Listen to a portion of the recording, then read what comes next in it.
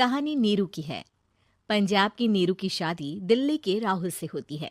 दिल्ली कितना बड़ा शहर है ना, लेकिन आप लोगों का घर तो बहुत छोटा है। हमारे पंजाब में तो ये बड़े बड़े घर होते हैं कि मजा ही आ जाता है। कोई बात नहीं नीरू, मैं भी तुम्हारे लिए बहुत बड़ा मकान बनाऊंगा बहुत जल्दी। नीरू के पिता जहाँ पंजाब के जाने माने व्यापारी थे, वहीं उसका पति राहुल दिल्ली में एक सिंपल नौकरी करता था। माँ, यहाँ तो घी मक्खन इतना महंगा है कि क्या बताऊं। मैं तो तरस ही जाती हूँ घी खाने के लिए। नीरू की माँ को ये सुनकर बहुत दुख होता है। मेरी बेटी को घी नसीब नहीं हो रहा है और ये बहू यहाँ बैठकर घी में शक्कर डाल रही है। देख वनिता, मैं साफ कह रही हूँ, इस घर में जितना घी आएगा उतना ही मेरी बेटी के घर दिल्ली भी जाएगा। अरे ये क्या बात होती माँ जी, बेटी का उतना ही करो जो अच्छा लगे। अब क्या मायके से घी और मक्खन तक की सप्लाई करोगी आप? हाँ, मेरी बेटी किसी चीज को तरसे मुझसे बर्दाश्त नहीं होता। अब क्या था, नीरू के मायके में 2 किलो घी आता तो 2 किलो दिल्ली जाता नीरू के पास। एक दिन, माँ बड़ी गर्मी पड़ती है दिल्ली में। इस घर में तो एक ही एसी है और वो भी ड्राइंग रूम में। सारा परिवार एक ही कमरे में सोता है। हाँ बेटा, वो तो हर घर की कहानी है। यहाँ भी एक ही एसी है। अरे बिल इतना आता है कि क्या बोलूं। तभी वहां राकेश आ जाता है। माँ, थोड़ी देर में यहाँ कुछ प्लम्बर आएंगे मेरे कमरे में एसी लगाने, जरा ध्यान से लगवा देना ना माँ। ओए, ऐसे कैसे तेरे कमरे में एसी लगेगा? हाँ राकेश, एक बार बात तो कर लेता। अरे पापा, वो वनिता को गर्मी में नींद नहीं आती। ड्राइंग रूम में सबके साथ सोने में वो अनकंफर्टेबल है, इसलिए। अरे पूरे परिवार के साथ वहां तेरी बहन नीरू भी तो सोती है, वो नहीं हो रही क्या अनकंफर्टेबल? समझ रहा है ना? अगर एसी लगेगा तो एक दिल्ली में तेरी बहन के कमरे में भी लगेगा, तभी तू लगा सकेगा। राकेश वनिता को सारी बात बताता है। वनिता करती भी क्या, मन मार कर बैठ जाती है। माँ, ये लोग ठीक नहीं है, क्या करूं मैं?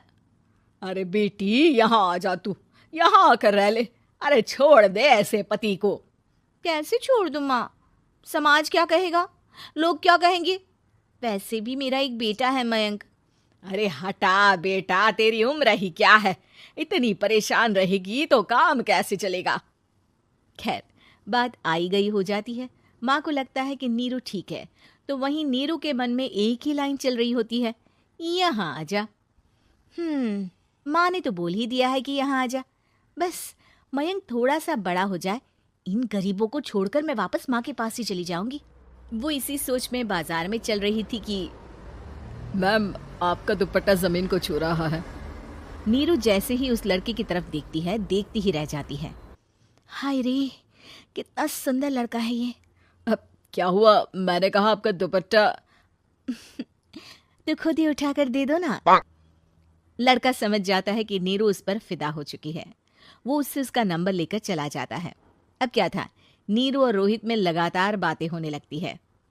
मैं हरियाणा का रहने वाला हूँ, यहाँ एक बड़ी कंपनी का मैनेजर हूँ। अच्छा, और कितने बच्चे हैं तुम्हारे? बच्चे? अरे मेरी तो शादी भी नहीं हुई है। तुम बताओ, शादी करोगी? नीरू शर्मा जाती है। अब लेकिन मैं तो पहले से ही शादीशुदा हूँ। मुझे फर्क नहीं पड़ता, बस तुम शादी कर लो, भाग चलते हैं। बहुत पैसे वाला हूं मैं, हमेशा खुश रखूंगा तुम्हें। नीरू रोहित से मिलकर सारा प्लान बना लेती है और फिर एक दिन घर से भाग जाती है। दोनों शादी कर लेते हैं। शादी के बाद, क्या बात है नीरू, तुम्हें परेशान सा देखता हूँ, सब ठीक तो है ना? हाँ, सब ठीक है।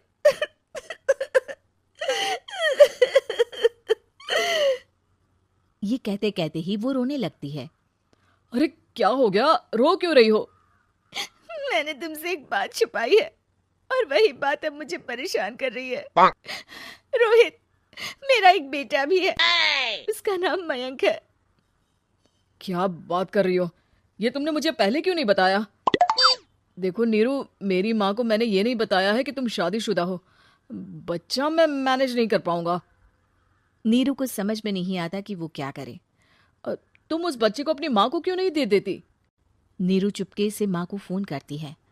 माँ, क्या मयंक को तुम रख सकती हो? बेटा, मैं राकेश के साथ बात करती हूँ। आखिर घर का बेटा वही है, जो वो बोलेगा। वैसे भी बेटा, तूने जो किया है ना, उसके बाद से पूरा घर तेरी बुराई कर रहा है। मैं भी अब किसी से तेरे लिए लड़ नहीं सकती। राकेश बेटा, नीरू ने तो जो किया बहुत ही बुरा किया, लेकिन मैं सोच रही थी कि क्यों ना मयंक को हम यहाँ ले आए। तभी वनीता बोल पड़ती है। वाह जी, ऐसे कैसे यहाँ ले आए? यहाँ क्या भंडारा भरा है? और जिस बच्चे की माँ ने नहीं सोचा, उसके लिए हम क्यों सोचे? नीरू को एक बार तो अपने बच्चे के बारे में सोचना चाहिए था ना। अरे लेकिन तेरे पास भी तो लड़का नहीं है ना वनीता। माँ, वनीता ठीक बोल रही है। कल को वो बड़ा होकर इसी घर का हिस्सा मांगेगा तो हम क्या करेंगे? माँ कहती भी तो क्या, वो चुप रह जाती है। वहीं नीरू का पहला पति कहता है। माँ, अगर आज भी वो वापस आ जाए तो मैं उसे माफ कर दूंगा। बेटा, गरीबी चीज ही ऐसी है, क्या करेगा? तू तो अब मयंक का सोच। वो बेचारा तो बिना माँ का हो गया। मयंक के खातिर तू दूसरी शादी कर ले बेटा। लोगों के लाख समझाने के बाद नीरू के पहले पति की शादी रिद्धि से हो जाती है, जिसके पहले पति से 2 बच्चे होते हैं। देखो जी, मैंने शादी सिर्फ बच्चे के खातिर की है। मैंने भी शादी सिर्फ बच्चों के खातिर की है। वहीं नीरू के दूसरे पति के मन में ये बात घर कर जाती है कि नीरू एक मासूम बच्चे को उसके खातिर छोड़ कर आई है। अब देखो नीरू, मुझे लगता है कि जो औरत अपनी कोख का बच्चा छोड़ सकती है, वो तो कुछ भी कर सकती है। कल को तुम्हें मुझसे अच्छा कोई मिल गया तो तुम तो मुझे भी बाय बाय कर दोगी ना। नीरू को अब उसका दूसरा पति ताने देना शुरू कर देता है। तंग आकर नीरू उसके यहाँ से भागकर अपने पहले पति के पास चली जाती है। लेकिन ससुराल में क्या लेने आई है नीरू, मयंक को? नहीं नहीं सासू माँ, मुझसे गलती हो गई, मुझे माफ कर दीजिए। नीरू, अब वक्त खत्म हो गया है, मेरी शादी हो चुकी है। तो छोड़ दो ना उसे, हमारा बच्चा है। मैं आपको अपनी माँ नहीं मानता, मेरी नहीं मान तो बात अच्छी है। नीरू मयंक की बात सुनकर समझ जाती है कि उसके पास अब ना आसमान रहा ना ही जमीन।